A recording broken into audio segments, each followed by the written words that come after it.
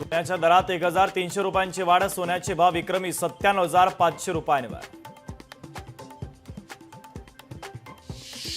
भारतीय जनता पक्ष प्रत्येक महिन्याला जनता दरबार आयोजित करणार, भाजपचे सर्व मंत्री प्रदेश कार्यालयामध्ये येऊन जनता दरबार घेणार।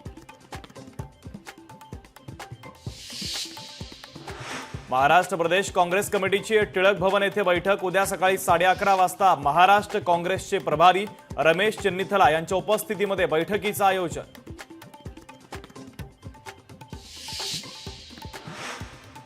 राष्ट्रवादी काँग्रेस मुंबई प्रदेशच्या वतीने समता महोत्सवाचं आयोजन, 23 एप्रिलला अजित पवारांच्या उपस्थितीमध्ये महोत्सव पार पडणार।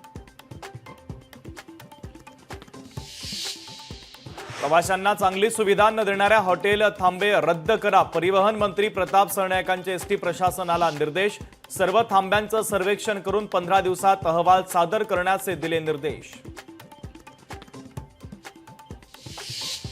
पंढरपूरमध्ये विठ्ठल रुक्मिणी दर्शनासाठी येणाऱ्या भाविकांना मिळणार मोफत प्रसाद, आषाढी वारीच्या निमित्तानं दर्शनानंतर लाडूचा प्रसाद देण्यात येणार असल्याची मंदिर प्रशासनाची माहिती। तुळजापूर ड्रग्ज प्रकरणामध्ये पत्रकारांना धमकी आणि दबाव, या प्रकरणी धाराशिव जिल्ह्यातील पत्रकारांनी निषेध करत दिले जिल्हाधिकारी आणि पोलीस अधीक्षकांना निवेदन। सांगलीतील स्थानिक गुन्हे अन्वेषण शाखेची मोठी कारवाई, जबरी चोरीचा छडा लावत 7 जणांना अटक करून 2,56,00,000चा मुद्देमाल केला जप्त।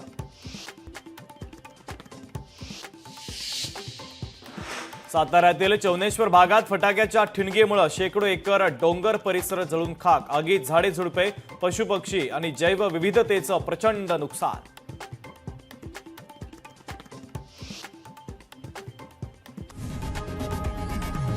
लोकशाही मराठी ऐका, पहा, जागरूक रहा।